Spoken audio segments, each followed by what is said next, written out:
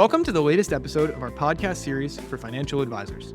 Today's episode is Growth Without Compromise, Building Around the Advisor Experience. It's a conversation with Shannon Spotswood, the CEO of RFG Advisory.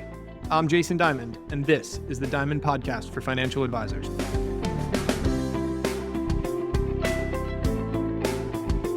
At Diamond Consultants, we help elite advisors identify the right environment for their businesses to thrive, whether that's at a wirehouse, boutique, or independent firm. With nearly 3 decades of experience, we've guided thousands of advisors and represented more than $250 billion in assets transitioned. And each year, 1 in 4 advisors managing $1 billion or more who change firms are our clients. Our process is education-driven and based on building relationships, starting as your strategic partner well before you're even thinking of a move. To schedule a confidential conversation, call us at 908-879-1002. Wondering why advisors change firms and where they're headed? Are transition deals going up or down? Those very questions and more inspired us to create our annual Advisor Transition Report. It's the award-winning, data-driven resource designed for advisors that connects the dots between the motivations around movement and the firm's appetite for top talent. Arm yourself with the knowledge you need to make smart decisions. Download your copy at diamond-consultants.com/transition report.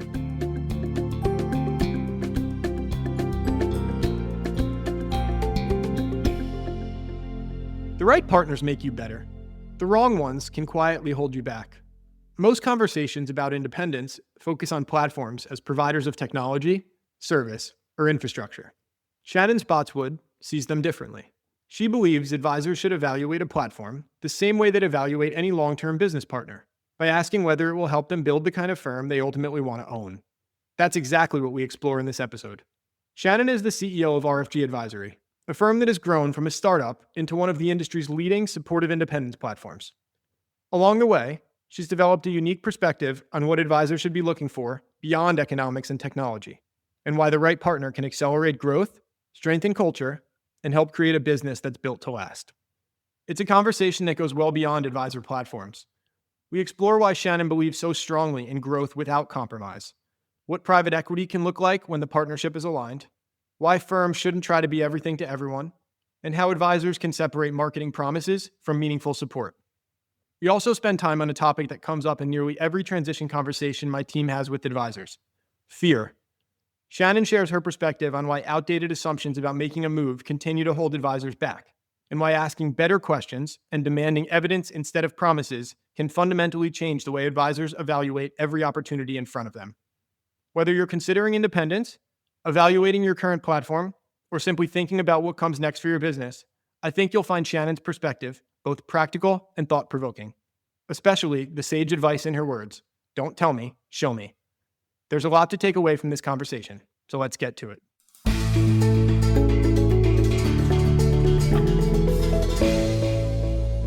Shannon, thanks so much for joining me. Thrilled to have you here. It's excellent to be here. I'm really looking forward to it. Me too. Let's dive right in. I want to start with your background. You spent 20 years in San Fran as an investment banker, then as a portfolio manager at Symphony Asset Management, before even touching the world of wealth management. So what made you walk away from, we'll call it the institutional world, and enter the world of wealth management? It's a little bit of a circuitous story, but I'm going to take us on the short route. I fell in love with Wall Street as a teenager, so I knew I wanted to work on Wall Street. My dream job was actually the time that I spent at Symphony Asset Management. I was a hedge fund manager for them for 6 years, running a long-short equity fund. I then had 3 children in 3.5 years. The firm was acquired by Nuveen Investments, and we grew very large. And I was on this really interesting trajectory within the institutional investment management world. And somewhat of the unexpected happened to me in 2010. We'd come through the financial crisis. I looked around the room. I had these 3 young children, and having loved finance since a very early age, I couldn't crawl on an airplane anymore. I fell out of love with what was honestly my first love. And I made a pretty radical pivot. I left Symphony, the tallest building at the time in San Francisco, and I partnered with a woman and we built a luxury children's clothing company for the next 3 years. So, about as radical of a move as you can make, a $30 billion firm, big team, a tremendous growth ahead of us, to upside down boxes of infant cashmere in a garage that flooded when it rained. So I had my startup in a garage moment. And while I was running the children's clothing company, my husband and I took a big leap of faith and decided to move from San Francisco to Birmingham, Alabama, to get closer to family, to raise our kids in the South, and just manifest the life that we wanted. In the third year of running the kids' clothing business, we checked every box of our initial business plan. And I turned to my business partner and I was like, now what? Should we raise capital? Should we open stores? Should we diversify manufacturing? And we realized this beautiful little luxury brand that we had created was exactly what it needed to be. And so we restructured the company and I punched out of that. And I spent really for the first time in my life about 5 months in deep contemplation. What was the first hedge fund that I was a part of in San Francisco, my tour of duty through investment banking as an analyst associate and helping them start an M&A group, this incredible decade that I'd spent at Symphony, and then this like wild out of left field moment of building a luxury children's clothing brand. And I had like such an epiphany, Jason. And it was this, that like I was on the ground floor of all of those businesses. And my aha moment was, oh my gosh, I'm a builder. Like what I love more than anything is sitting at the intersection of talent and opportunity, and what I think is truly one of life's greatest gifts. And certainly, I think the most fun way to live your professional life, which is building something. So I put my resume together and I titled, it wasn't even really a job search. It was more, I was new to Birmingham. I wondered if there was anything I could be of service in being a part of building something. So I put that resume together and I titled it Seeking the Intangible. And I was looking for that opportunity of talent and building something bigger than myself. And it was through some networking with my across the street neighbor who went on to become a board member of RFG, who thought all I did was sell his wife incredibly expensive clothing, who networked me to Bobby White, who's the founder of RFG.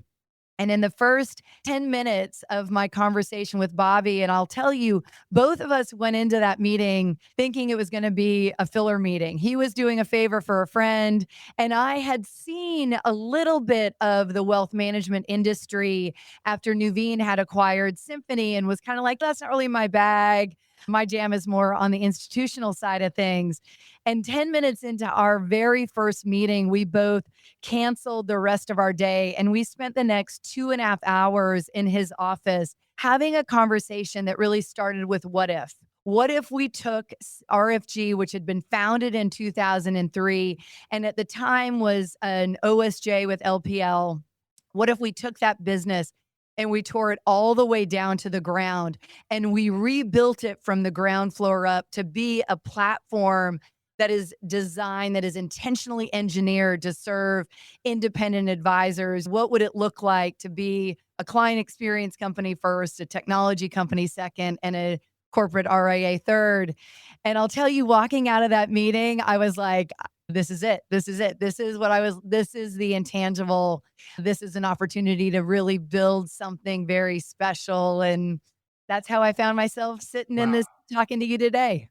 Wow. So there's a lot to unpack there. Thank you for sharing. And you shared it with a degree of vulnerability that I have a 2-year-old and a 3-week-old as of this recording. So it resonates with me. I think it resonates with a lot of advisors, people in our, and honestly, probably most industries, the constant pull in multiple different directions. And I love what you called it, seeking the intangible. And it sounds like you didn't go in with any preconceived notion about many of our guests, by the way, that is the case. They walk in saying, I knew since I was 2 years old, I wanted to be in wealth management. I wanted to help be a steward of client. And I love that your circuitous route took you a different direction. I want to talk more about the firm, and we'll dive in on some of these elements of your background also. But before we do, You mentioned a little bit of at a high level what RFG is. Give me a little more context, types of advisors you serve, types of clients you serve, and if you don't mind, provide some stats around size as well. Absolutely. So we are on a mission to help independent advisors build their business without compromise by driving organic growth to create enterprise value. And I share that because in our mission statement is the passion that links us all together, which is helping independent advisors build what they want to envision for their clients, what they believe is the best representation of their vision and their values. So we are a platform, a full turnkey platform for independent advisors. We talk about our services as a flywheel. There's a very intentional interdependency from technology to marketing to compliance to talent to investment management to coaching, operations, transition services, and capital solutions. All of it is knit together very thoughtfully in order to be able to deliver to the advisors on our promise to help them operationalize and professionalize their business to serve their clients and to generate that organic growth, which is what translates into enterprise value. What is so cool about the RFG advisor community, and I think is the really the thread that binds between our teams and our advisors team, is this servant heart growth mindset that you find it in every nook and cranny of RFG and certainly within all of our advisor partners. So the advisor profile for us, we do tend to skew a little bit younger. Average age is 45 years old. Organic growth across all of our advisors is north of 10%. So we're very focused and leaned in on growth. We do have advisors that are lifestyle. We talk about them as lifestyle, scaling, and enterprise, and they run all along that growth spectrum, depending on what do they want to build in their lives, what is going to help them really realize their dreams. And we'll talk about this a little bit and just the growth of the firm and what we've been building, but we are at $9 billion. So it's been a big run in 2026. As I say, Yeah. 10 years of pregame warm-up to be able to really talk about that level of growth. So just knocking on the door of $10 billion. And truly, Jason, I can tell you, I feel like we're just getting started. Like I feel like we are just at the beginning of the J curve as advisors are really realizing that their most valuable asset is their time and the amount of enterprise value that they can create being independent. There's a lot of different flavors of that. We've got some incredibly well capitalized and very strong competitors, but the collective awareness around this bull market for advice that we're sitting at the very beginning of is shining such a bright light on what does it mean to be independent? What does it mean to be really supported by a partner who's all in to help them win? And that's where we find ourselves. And by design, that's where we find ourselves. Yeah, and it's an exciting time. I completely agree. The space, the vertical you're in, probably as much or more than any other pocket of the industry. You took the words out of my mouth, the J curve. I completely agree with the story you're telling. There's one component of your background that I do want to ask about, which is many RIAs, platforms, and the like, the leadership team is intentionally ex-advisors in their own right. So I'm curious, do you think of it as a benefit, or maybe to what degree is it not a benefit that you have never been an advisor and serve clients? I do love the idea that you're a business builder and you're helping advisors to build a business. That's not lost on me, but I'm curious specifically about never having been an advisor. I think it is so critical that we were advisor founded. What we like to say is we're advisor founded and professionally led. Bobby founded the firm in 2003. We partnered in 2015. Our third partner, Rick Waddell, who's our chief investment officer, managing partner, joined in 2016. So the three of us really co-founded the version of RFG that is Correct version. expressed in the market today. But you're 100% right to like double click on this. And I think it is such an important area for reflection for advisors in terms of where are their greatest skills? Where does their passion lie? And what are they interested in building? That very first day that I met Bobby, his telling of the story is he looked at my resume the morning that we were meant to meet. And he's like, well, why would I hire her? She could do my job. And he often talked about that, where you get to this point as an advisor where the business is scaling and growing. And we certainly are seeing this in a lot of the larger teams that we're talking to and the relationships that we're beginning to build within the pipeline of these advisors who were attracted to the industry because they wanted to serve clients and find themselves as accidental CEOs, COOs, their chief cook and bottle washer to advisor to all of these C-suite titles. And it's not amplifying their natural skill set and it's not aligned with what is actually their passion for the business. So I give a tremendous amount of credit to Bobby for recognizing more than 10 years ago really what it would take and how he could align team around him and build partnerships around him to be able to maximize the impact that we can have for advisors. So that like North Star of keeping advisors front and center is truly our like it is woven into our DNA and it is our North Star. So Yeah. we are a client experience company by design. We talk about it all the time, whether it's how we're building our team, how we're thinking about investing in technology, how we're soliciting feedback for our advisors. I always say one of our greatest strengths as an organization is we're active listeners and then we actually execute on it.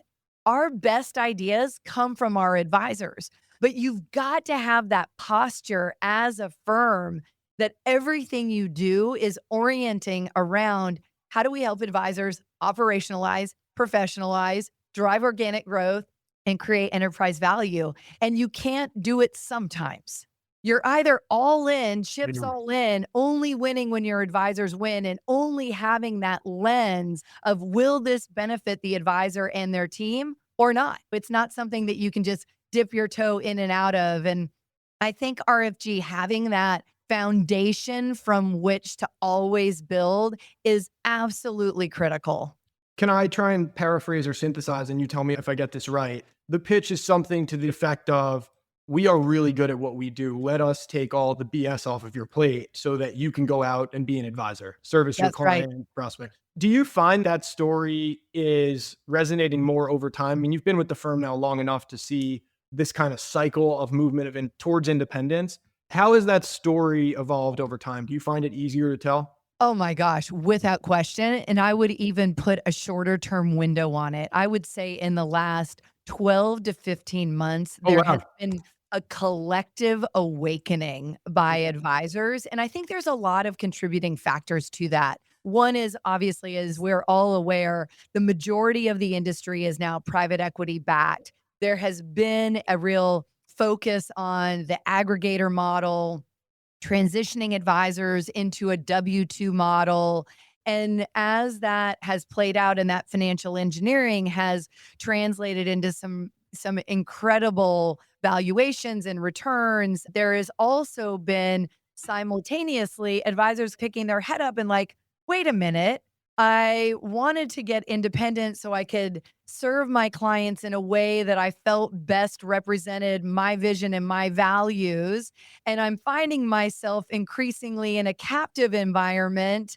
All the while, the technology is getting better, the valuations are getting larger, the ability to control both your branding and what that means for your family legacy is increasing. So, over the course of the last 15 to 18 months, that story has just, while it's been there for a long time, the independent movement was obviously sparked more than, gosh, now 16, 20 years ago in earnest. Now it's just like the passion and the knowledge that advisors are showing up to conversations in recognizing, like, I want more. I want to spend my time where I want to spend it. I want to serve more families. I want to be well positioned for generational wealth transition. I want to own the enterprise value. I want to build my team and I want the best tech. And that to me is exactly why we're at the beginning of this J curve.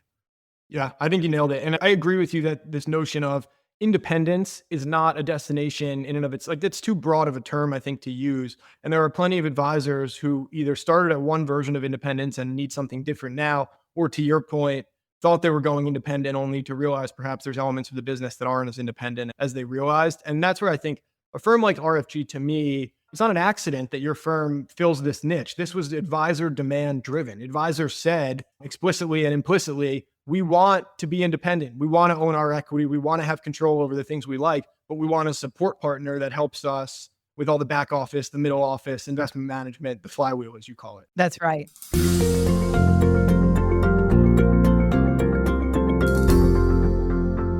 One other element of your journey to this point that I want to ask about, the succession journey or the journey to CEO. And I'm only asking because it's somewhat recent. I think it was 2024. So we're about 2 years you've been CEO. For the 8 years prior to that, you were president. And this Yes. dynamic is near and dear for a lot of advisors. This idea like you're the heir apparent, but the date hasn't happened until it happened. Was that a smooth transition date, or did you find yourself, and I hope you can be honest about it, and if not, I understand, but I think this is something that a lot of advisors in their own businesses struggle with. So as somebody who's gone through a major succession journey in the last 2 years, I'm curious what your thoughts are. The timing coincided with us bringing on a growth capital partner. So Got it. we closed on that partnership with Longridge in the fall of 2023. And we really set our sights on how do we bring this capital into the business and invest in our team, invest in our technology, invest in this desire to help independent advisors build their business. And Longridge really shares that long-term strategic belief that independence and the corporate RA model is the ultimate winning model. So we have a lot of room to run there. So entering into that growth partnership with Longridge really provided a natural opportunity for that succession conversation to take place and to be able to take the company to the next leg. So we've tripled the size of the company over the course of the last 2.5 Good for years. you. And we're, as I said, I feel like we're just getting started. I always joke like we've had the longest pre-game warm-up in history. In a lot of ways, that's by design. For me, the way that I can sleep at night is knowing that we are waking up as a team in this unified front to walk the walk for our advisors. Like it is incredibly important to us to honor the promise that we've made, whether it's on tech or talent or transition services or marketing growth. So being able to lean in and deliver that, it takes a long time to build that institutional know-how and to be uncompromising in consistently making hard decisions, whether it's around talent or the investments that you're making or how you're running and growing and building the firm. And so Bobby reached and Longridge and all of us reached this point where it was just a very natural way. And I think it was such a gift that I had such a long warm up, if you will, like in the bullpen, running the day to day of the business as president, being so close to sweating the details of how we built the foundation, how we run the firm. And then obviously Ed Swenson joined us as president in last fall in October of 2025, having joined our board when we partnered with Longridge. So he joined our board in September of 23, and he and I set up a call every other week. So he just became this incredibly trusted confidant of mine as we made a lot of strategic investments and key strategic decisions in that first 15 to 18 months of our partnership with Longridge. So to be able to build and attract the caliber of talent that we have to RFG, I mean, I'm totally biased and talking my own book, but I think we have the best leadership team. Doug Nelson joined us from Longridge as our CFO in November of last year, just bringing that rigor, particularly around capital strategies, into our C-suite. So it was the right time to make that transition. And what I would say for founder, advisor-led firms, it's all about what are your growth ambitions?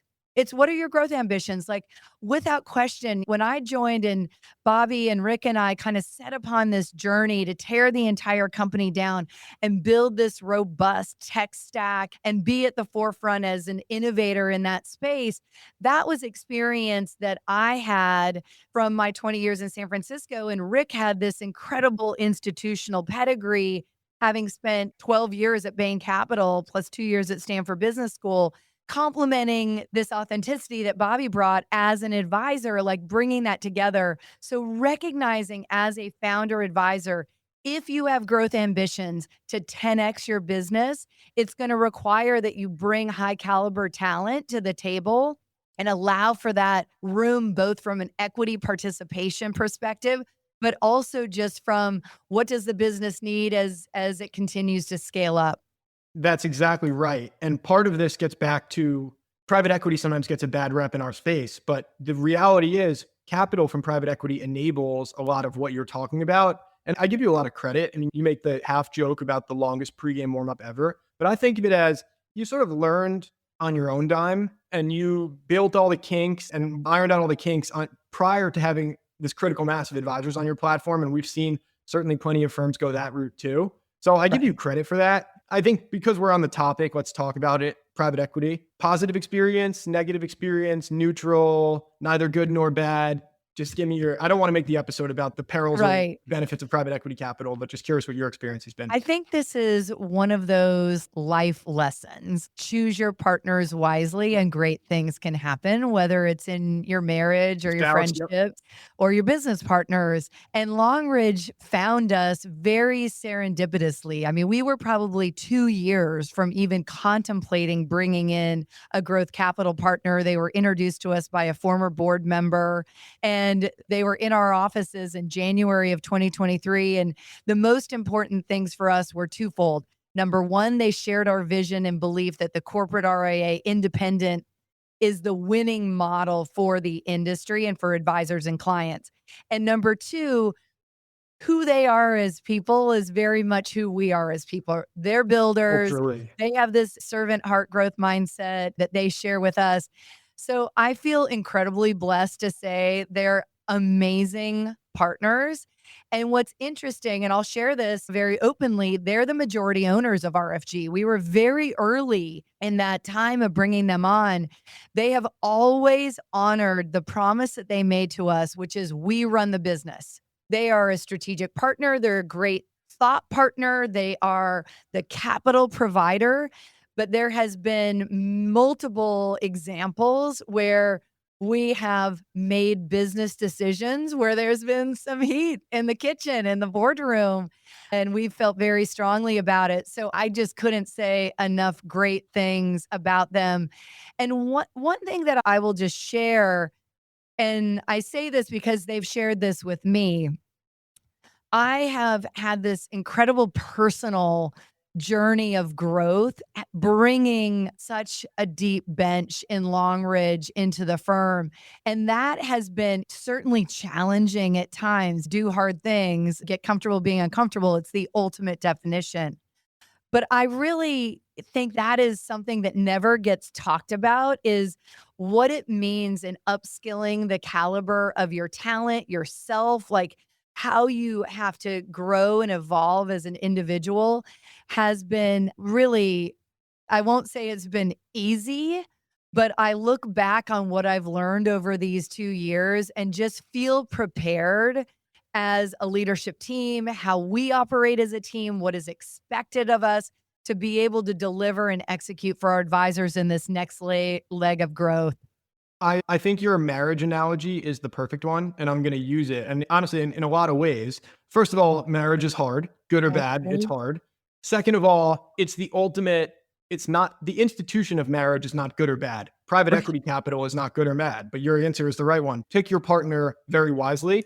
My favorite part of your answer, because it's the most original, was around a good capital backer, a good partner, whatever you want to call it, pushes you to be better. Yeah. And I think that you're surrounding yourself with, by definition, some of the smartest people in the industry, and that can't be a bad thing. And the proof is in the pudding, right? Like the growth trajectory you've seen, it's certainly no accident. I think part of it is tied to your incredible stewardship. You don't have to answer that. You don't have to be humble, but I'll attribute it to you. That brings me to my next question.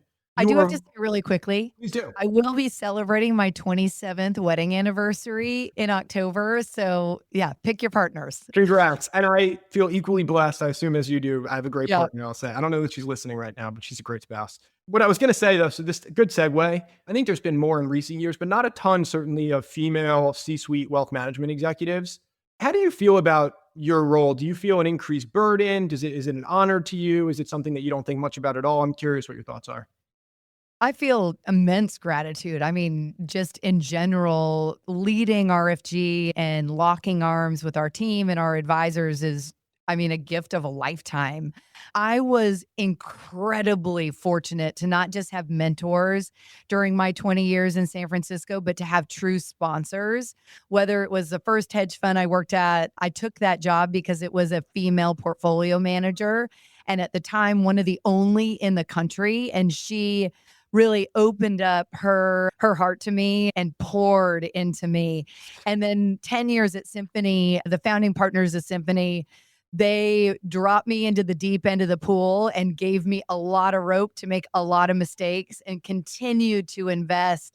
So I have this foundation from which to build and to lead and to be ready for this role. I couldn't do any of this without my partners. Rick and I have been partners for more than 10 years. It really does take a village in the same way that it takes a village to raise your family. It takes a village to find the courage and the strength to lead in a way that really honors the gravity of the mission. But I'll tell you this, one, I knew I wanted to work on Wall Street from a very young age. So I chose this. I knew what I was getting into, that it was a male dominated industry. I have made, particularly, this is one of the unique facets of the wealth management business.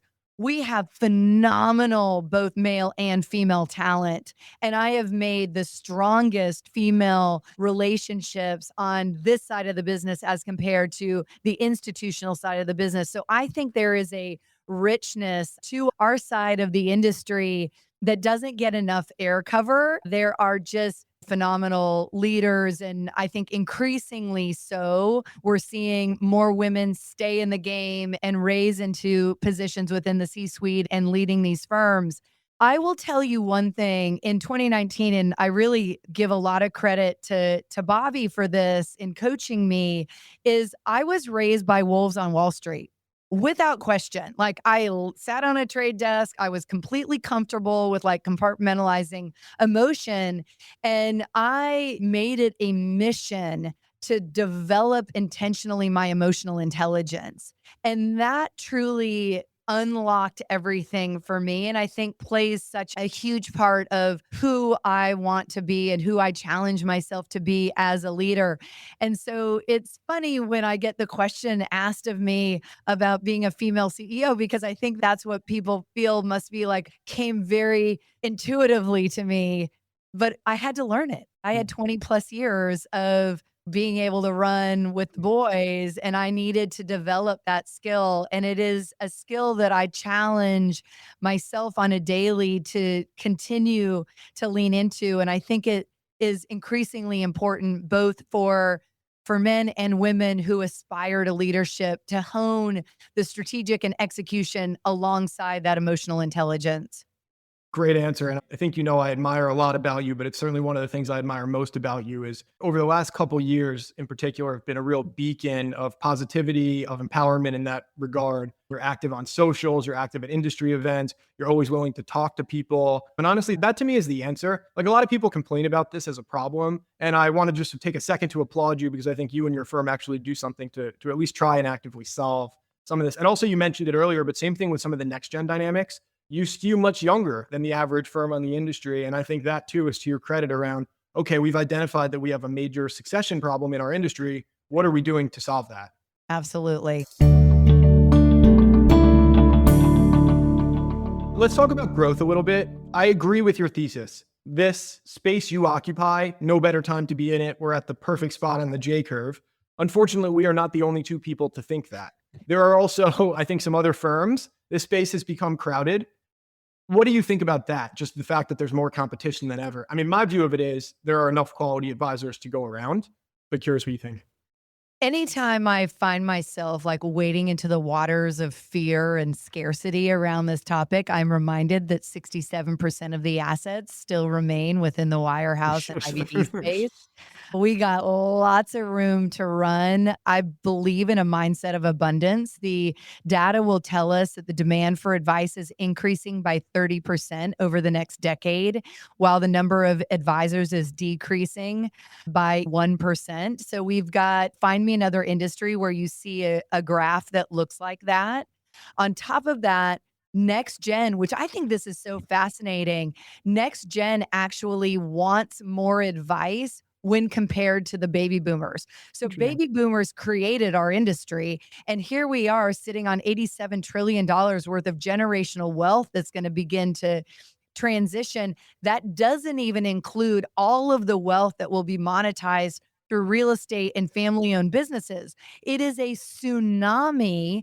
And what is, I think, really interesting is that next gen recognizes the value of their time. I'm sure if I had a conversation, Jason, with you and my husband about how intentional you want to be in terms of showing up for your children and the equal nature of parenting, like that alone is changing the way the next gen thinks about both their professions as well as their family life, which means you by default have to hire professionals to do the things that you don't want to spend the time doing. Really good point.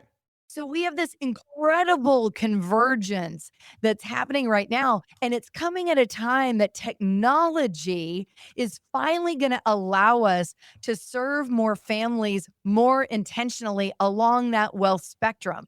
So it is like, bring it on. There is more than enough to go around. Like we are in an era of abundance. And what I worry the most about, and this is it's like climb up on the soapbox and like let's roll about independence, because I see and have so many conversations with advisors where they have been willing to accept such a compromised service experience that they would never allow to be delivered to their clients. So advisors are delivering this like 24-hour kind of concierge, high touch, deeply thoughtful experience, estate planning, tax planning, financial planning, multi-generational conversations. Like they're in it, they're in the trench.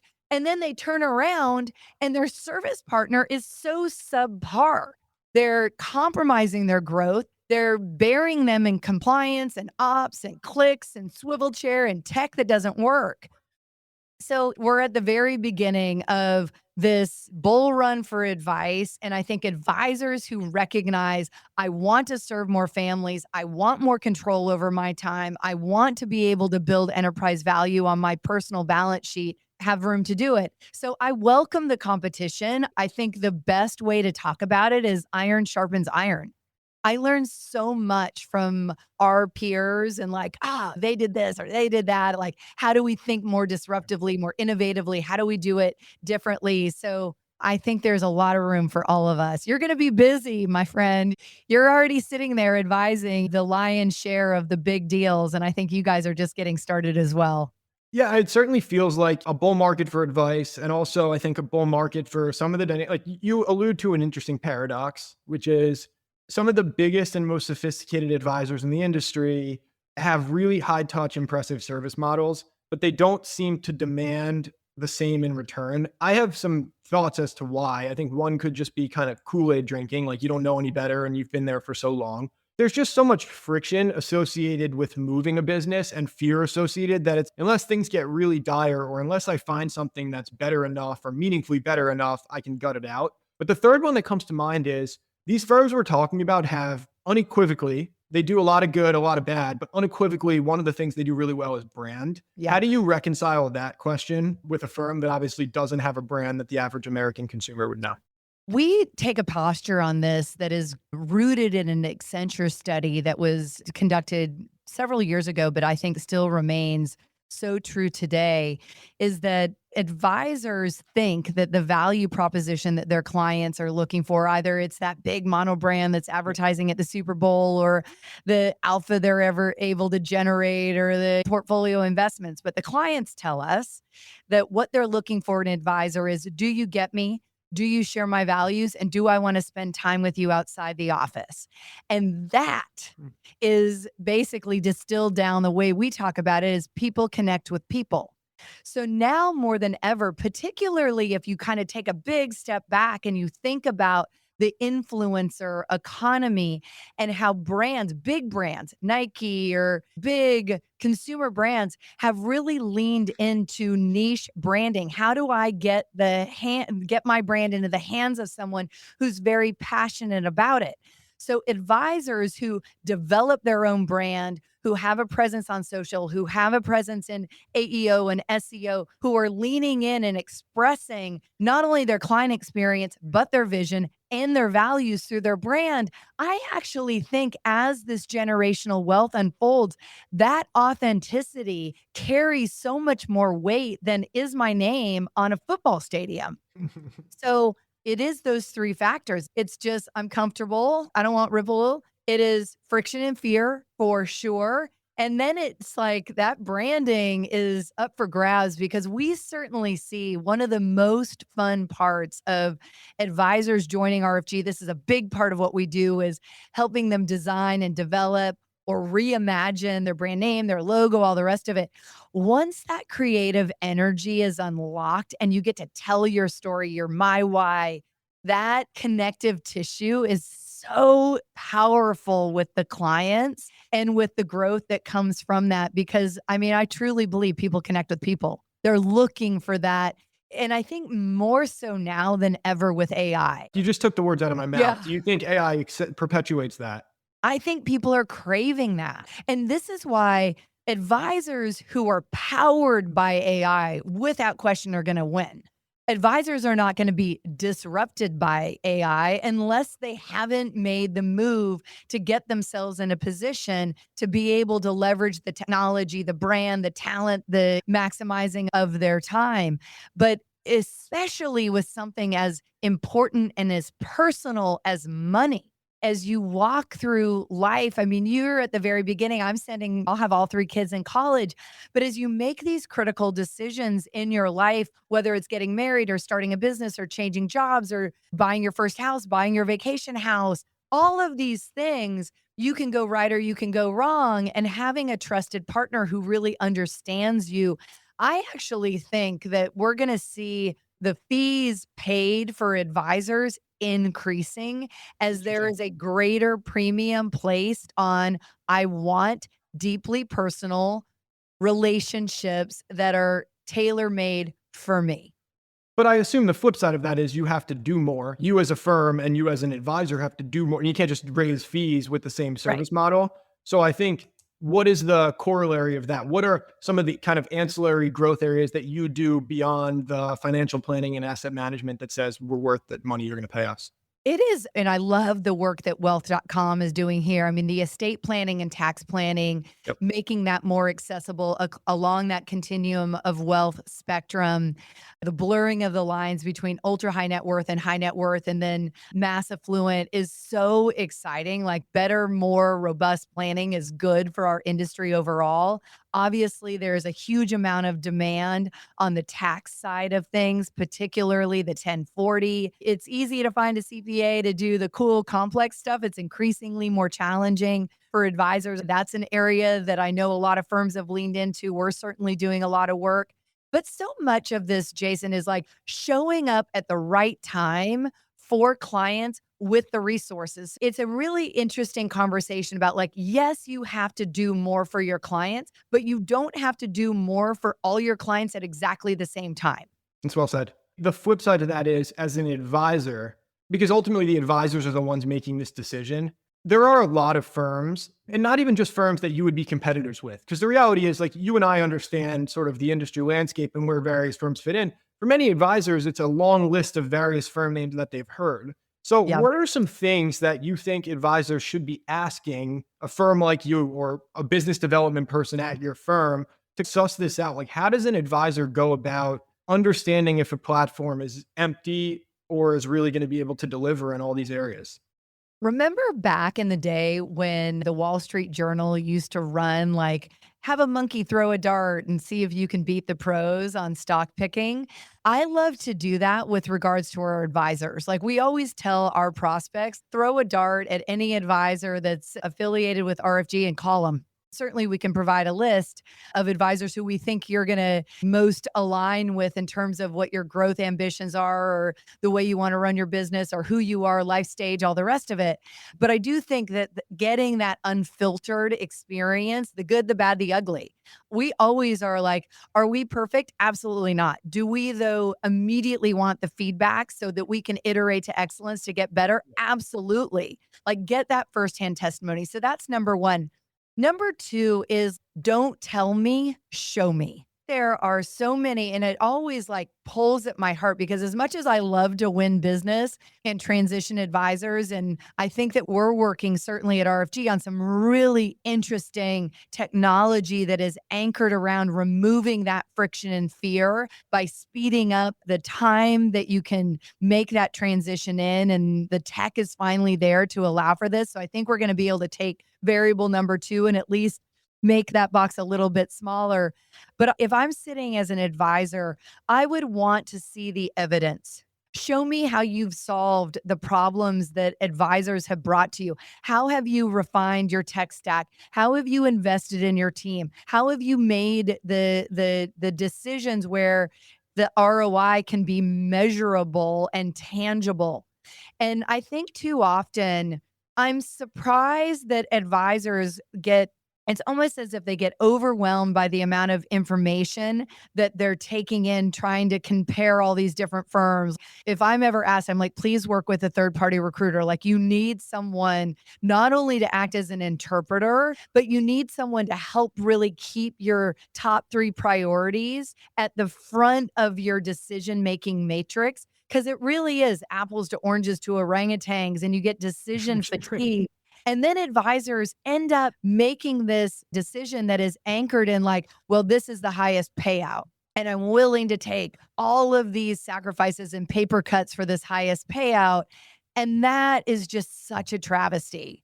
So it's like, know what you want. What are your top three problems that you're trying to solve? Talk to advisors that you get to pick just so you can do some secret shopping, and then demand evidence of how the firm, the platform has responded to feedback and gotten better as a result. Because that will tell you, are they really going to walk the walk, or are they just going to talk the talk? I'm super grateful that you gave specifics there because it's an easy question to kind of dodge and talk around. So I completely agree. Your first answer, actually all three of those points you just made, but certainly doing name blind calls, and I say name blind because advisors worry about confidentiality. I think it's one of the best and most underrated tools to learn about a firm. Is advisors now have so many colleagues. There's been this diaspora of advisors where advisors know advisors everywhere. And that's a benefit if you wanted to go and just network and have conversations with other advisors on your own. But if you're worried about confidentiality, there's certainly the mechanisms, and we do this all the time for advisors, to set up name blind calls. You dial into a conference line, it's John Smith, and you pick an advisor's brain and say, hey, you moved your book from LPL to RFG, and tell me what that experience was like and what were the positives. Give me all the negatives.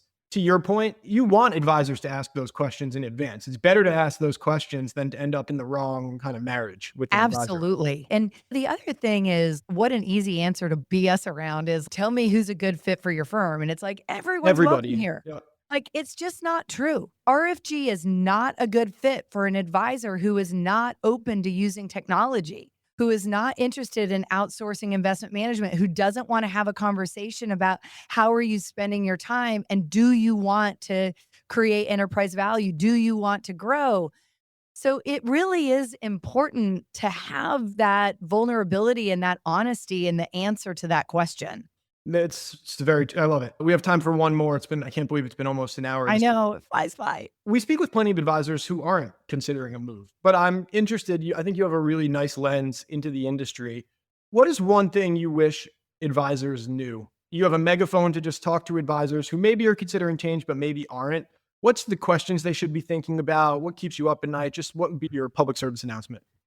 I'm going to focus on the friction and fear, because that's the number one barrier to making a move is PTSD, either first person PTSD or the collective negative experience that the industry has had. It took me 90 days to transition. I got sued by my former firm. I lost all these clients. I didn't have income. The wise tales of fear are very widely trafficked and widespread.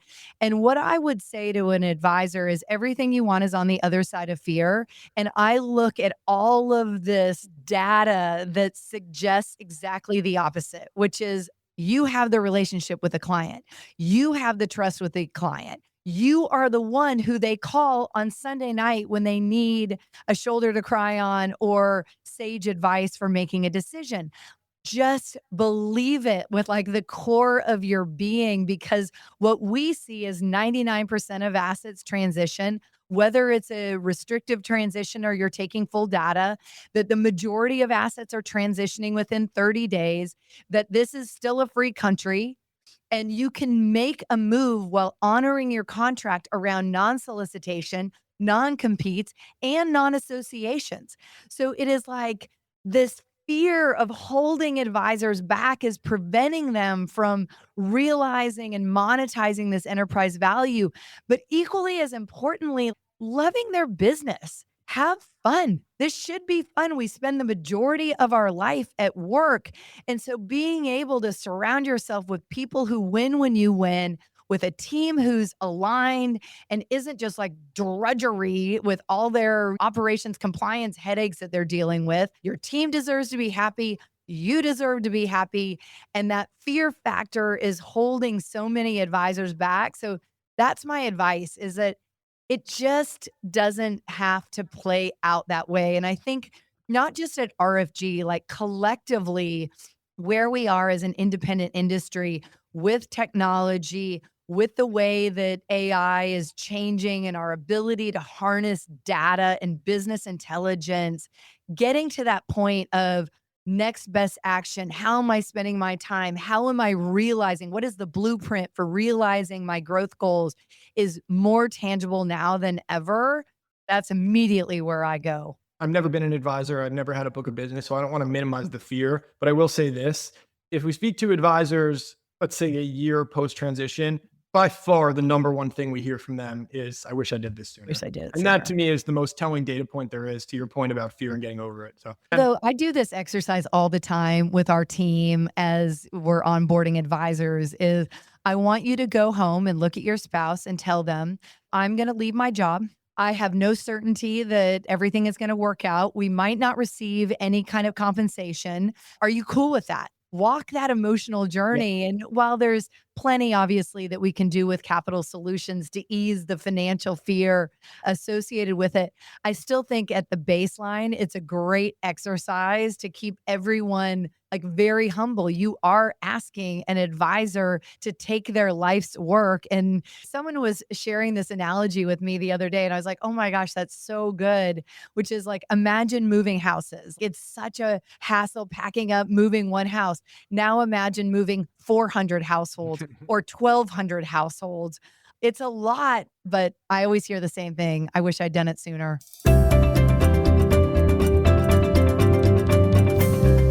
Thank you for sharing. You had some really sage wisdom you shared with our audience. I can't wait to see the next chapter, the continuation of the J curve. This has been a fantastic episode, Shannon. Thank you. I love being with you, Jason. Thank you so much. We appreciate it.